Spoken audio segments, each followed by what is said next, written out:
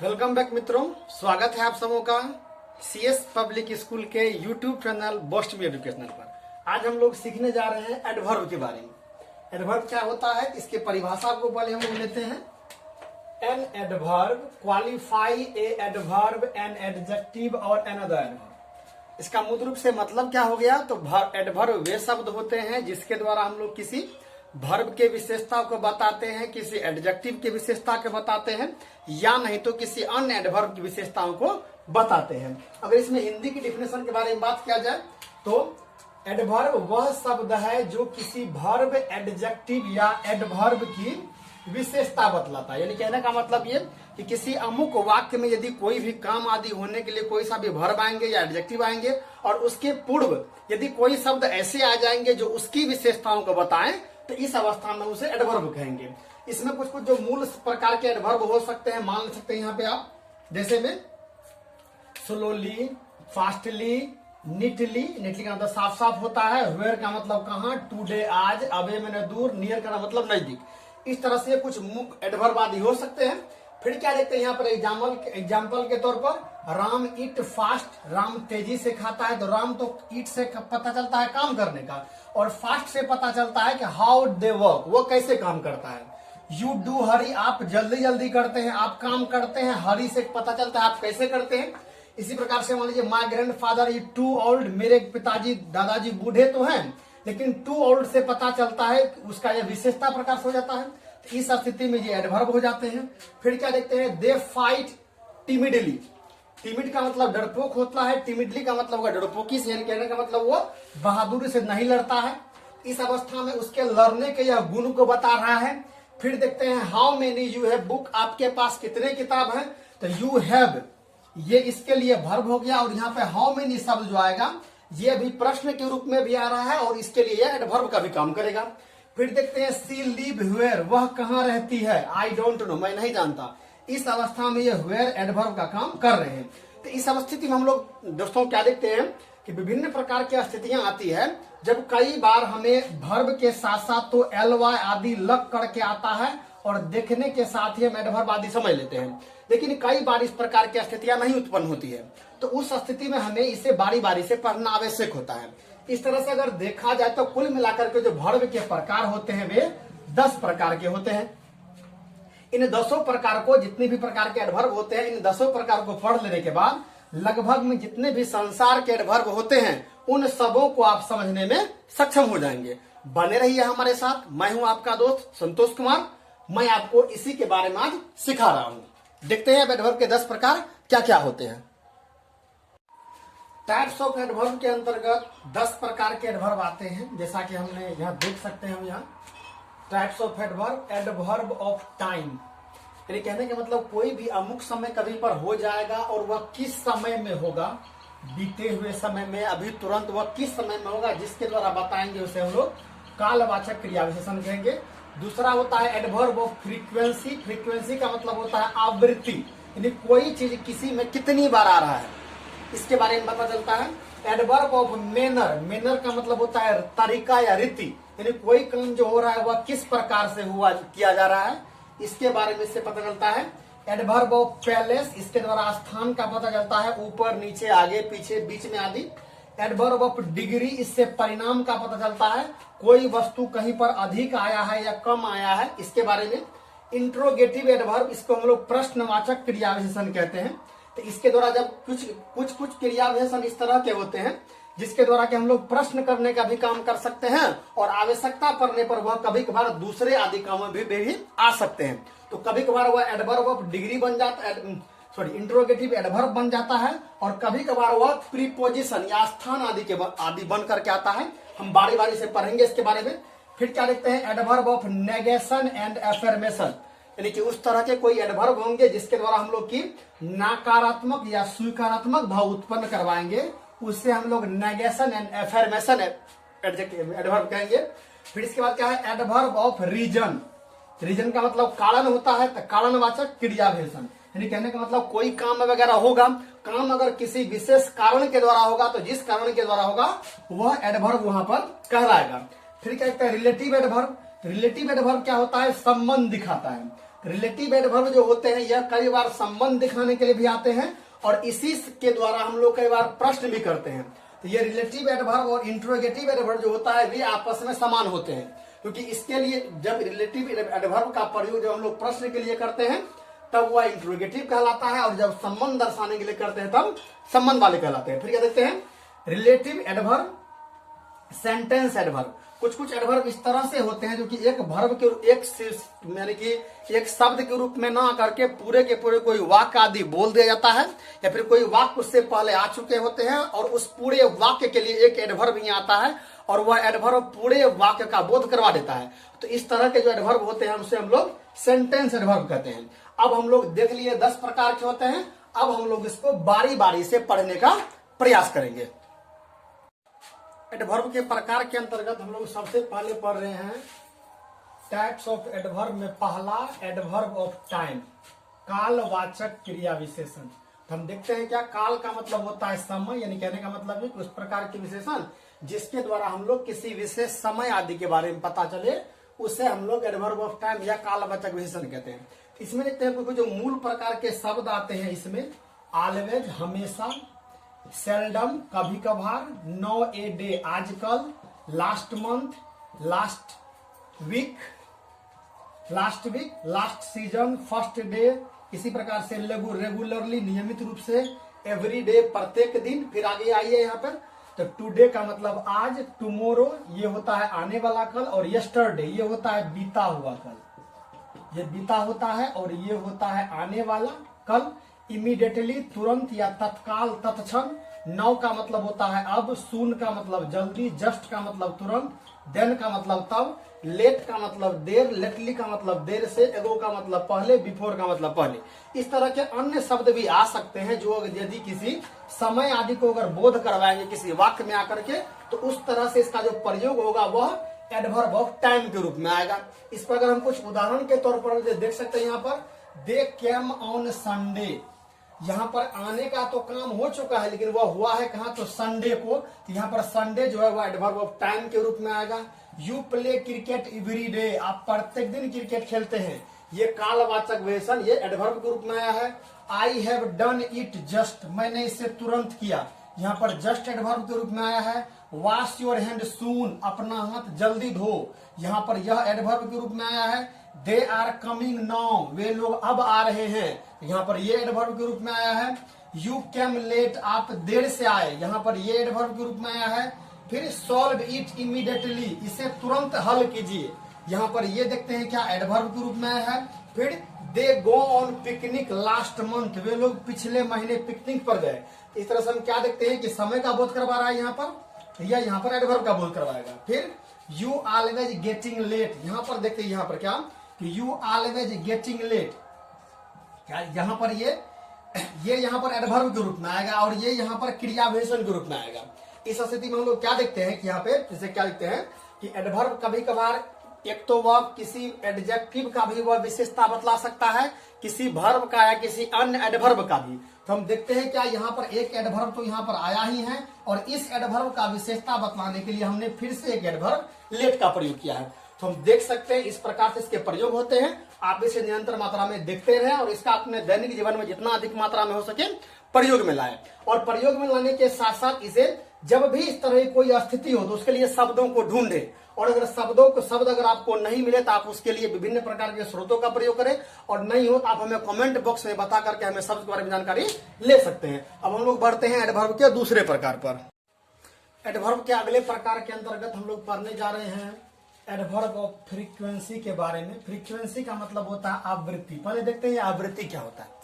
कोई भी काम यदि किसी भी अमुक समय आदि में अगर घटित हो रहा हो, घटित होने में अगर वह कुछ विशेष समय के बीच में अगर हुआ हो, तो जितने समय के बीच में वह हो रहा होता है वह उससे हम लोग आवृत्ति या उसका फ्रीक्वेंसी कह सकते हैं।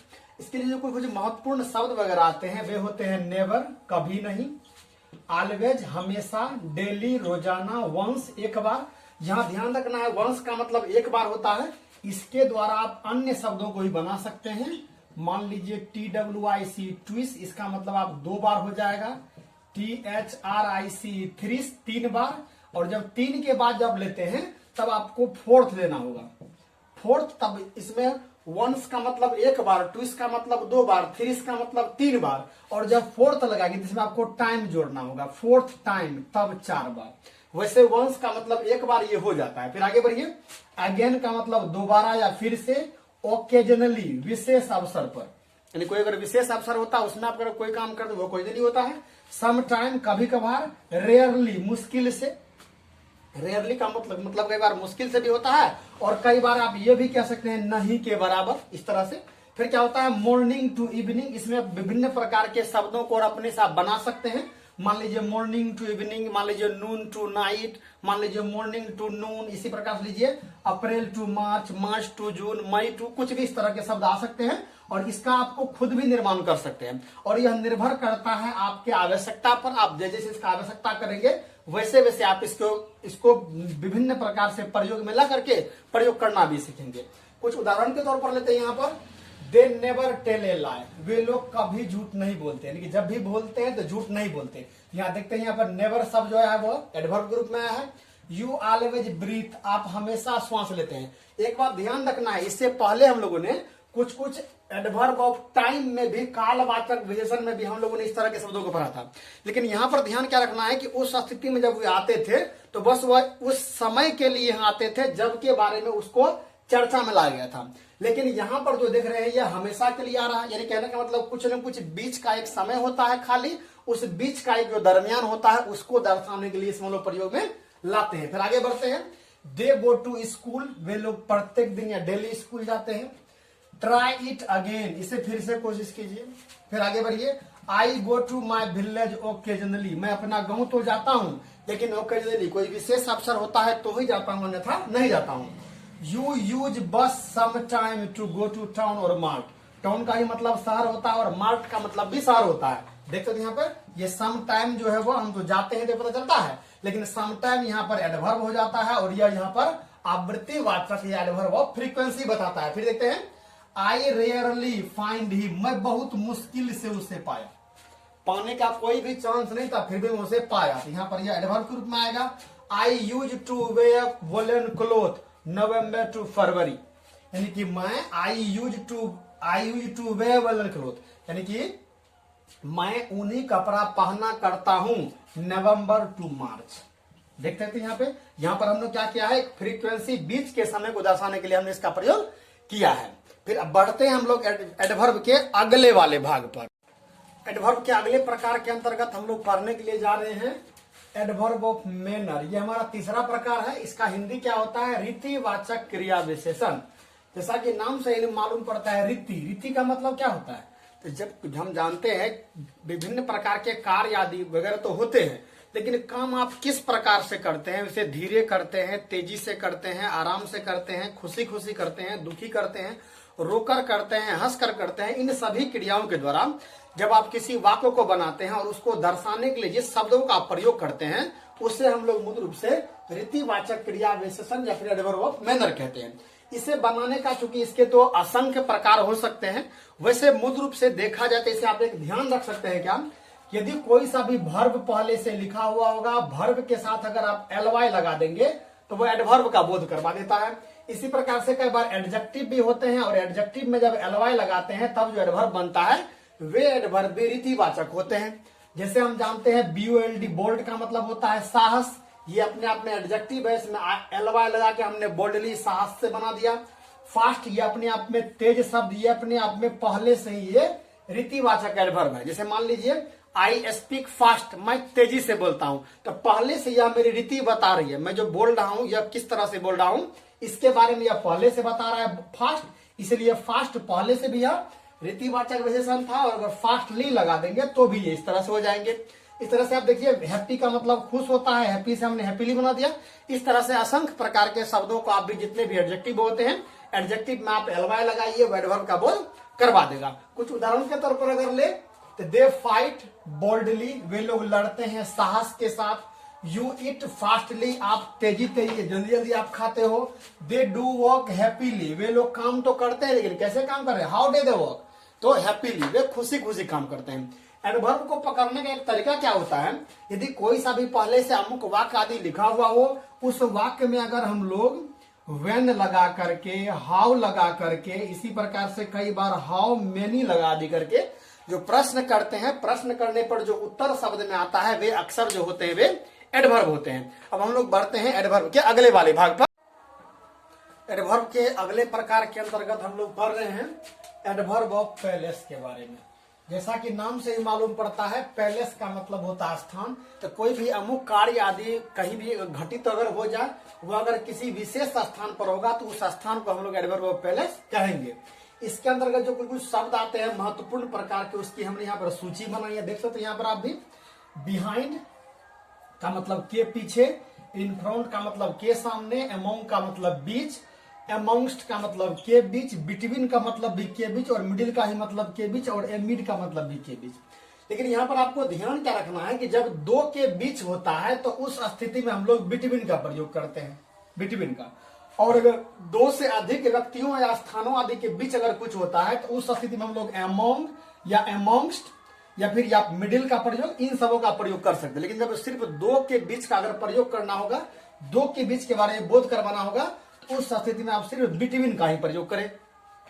फिर आगे देखते हैं राइट साइड दाईं तरफ, लेफ्ट साइड बाईं तरफ, साइड का मतलब किनारे, एवरी नोक इसका मतलब हर कोना होता है, प्रत्येक जगह। कई बार प्रत्येक जगह के लिए भी एवरी नोक का प्रयोग किया जाता है, प्रत्येक जगह के लिए भी।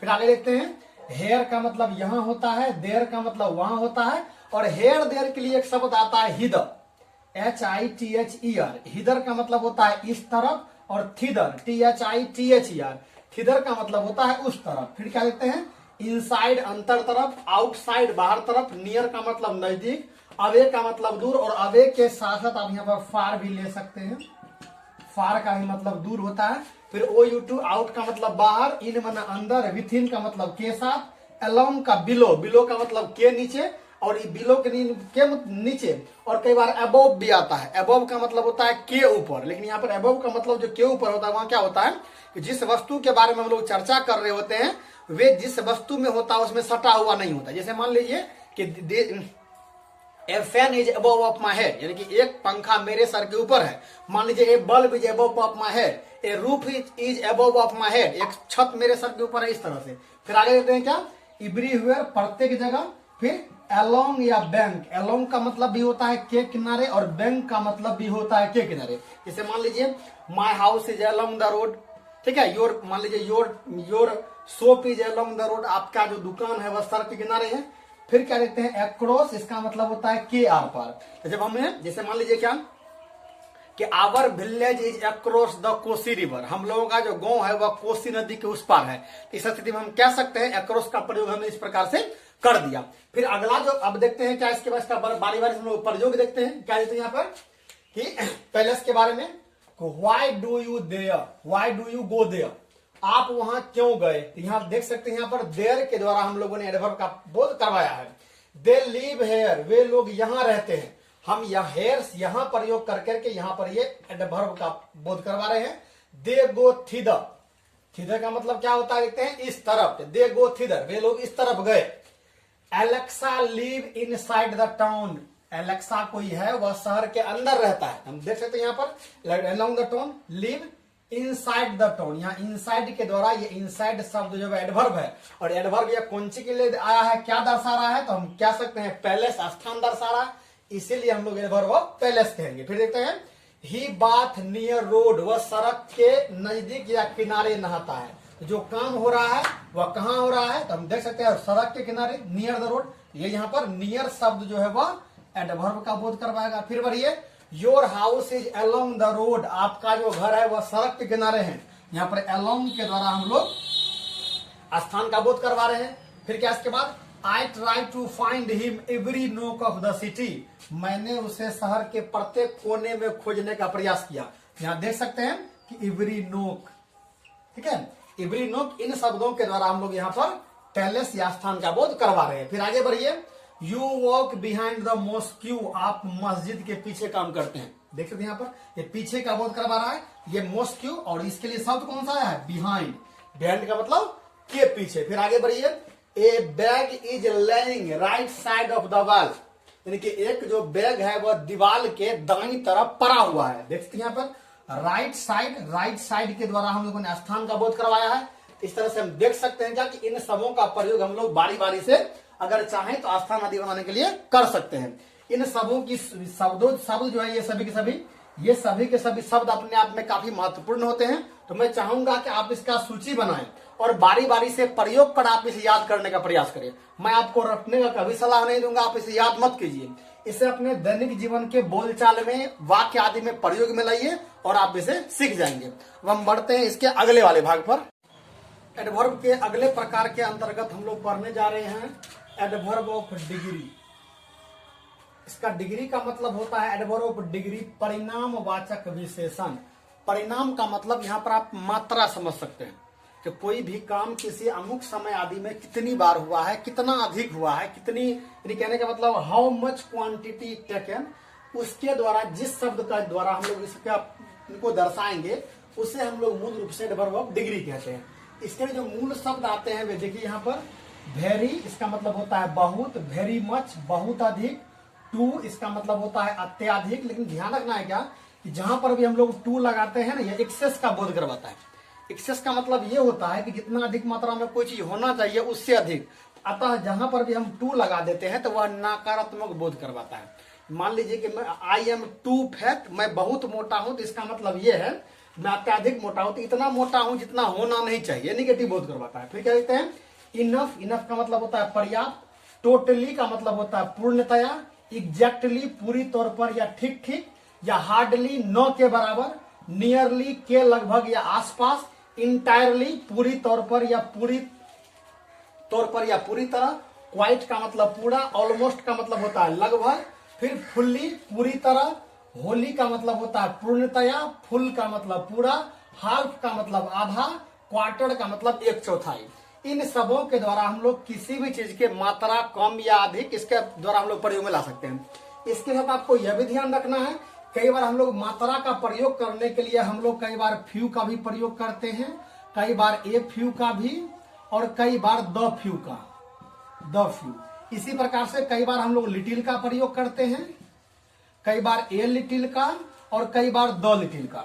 हमने इससे संबंधित अलग अलग वीडियो बना करके डाला हुआ है, आप उसे देख करके पता कर सकते हैं। लेकिन इनके द्वारा भी हम लोग मूल रूप से मात्रा का बोध करवाते हैं।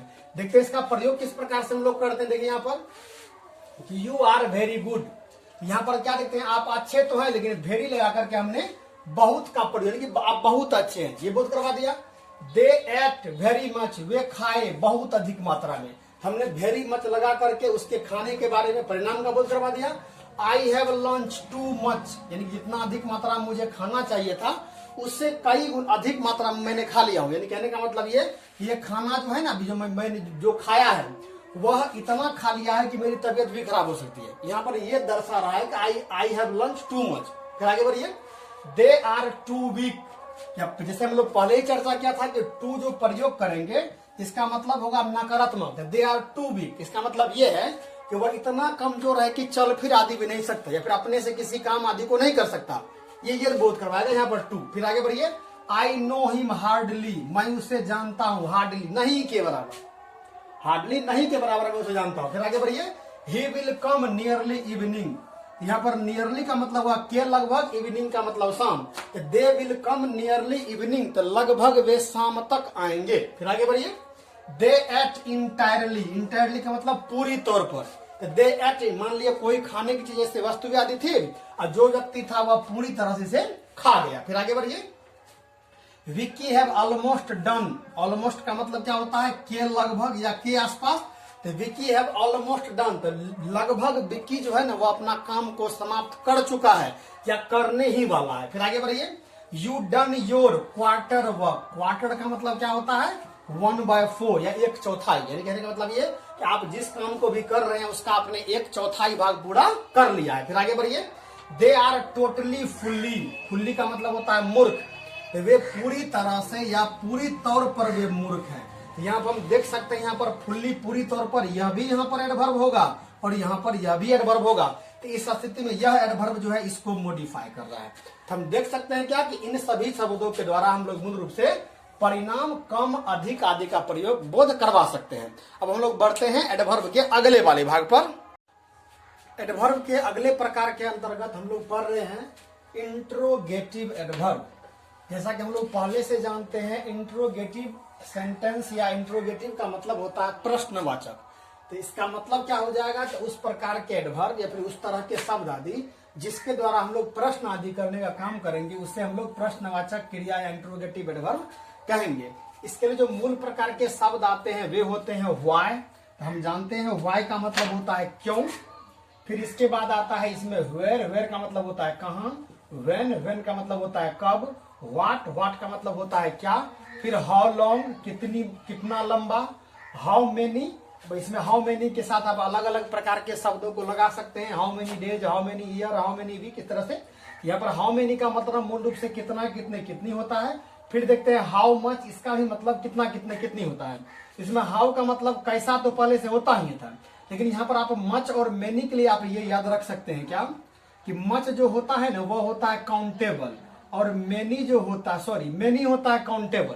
यानी कहने का मतलब है कि मान लीजिए मेनी पेन, आप कलम को गिन सकते हैं। अब इसी में ले लीजिए मच व्हीट, आप गेहूं को गिन नहीं सकते हैं, इसमें आपको मच व्हीट लेना पड़ेगा। मेनी, मेनी कहने का मतलब ये कि जिसे आप गिन सकते हैं उसके साथ आप मेनी का प्रयोग कीजिए, और जिसे आप नहीं गिन सकते उसके साथ आप मच का प्रयोग कीजिए। फिर देखिए हाउ ऑफ्टन, कितनी बार। फिर आगे बढ़िए हाउ मेनी डेज, कितना दिन। हाउ मेनी आवर, कितना घंटा। हाउ मेनी वीक, कितने सप्ताह। हाउ मेनी ईयर्स, कितने साल। इस तरह से अन्य प्रकार के शब्द भी, हाउ मेनी मिनट हो सकते हैं, हाउ मेनी सेकंड आदि हो सकते हैं।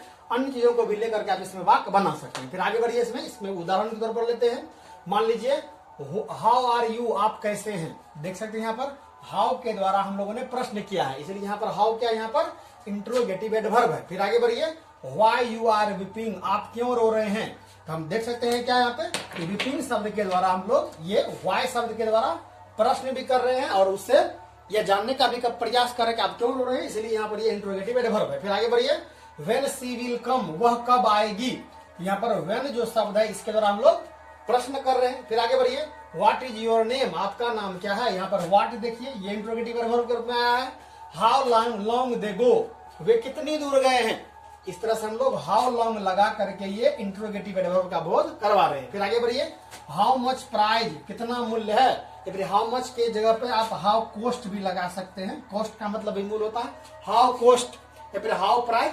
अब हाउ मच या हाउ, कई बार ये इसके साथ अगर प्राइज आप नहीं भी लगाएं, अगर आप किसी से पूछें अंग्रेजी में हाउ मच, ठीक है, या फिर हाउ कोस्ट, तो वो इसके बारे में जान जाए कि वो आपसे मूल्य के बारे में पूछ रहा है। फिर आगे बढ़िए how many you have book, आपके पास कितनी किताबें हैं। देख सकते हैं यहाँ पर हाउ मेनी यहाँ पे इंट्रोगेटिव एडवर्ब के रूप में है। फिर आगे बढ़िए how many year you live in Pune, आप कितनी वर्षों तक पुणे में रहे हैं। यहाँ पर हाउ मेनी जो है यह इंट्रोगेटिव एडवर्ब, आप जो रहे हैं वह कहाँ रहे हैं इसके बारे में बता रहा है, इसलिए यहाँ पर यह इंट्रोगेटिव एडवर्ब के रूप में है। फिर आगे बढ़िए how many hour we should read, हमें कितने घंटे पढ़ने चाहिए।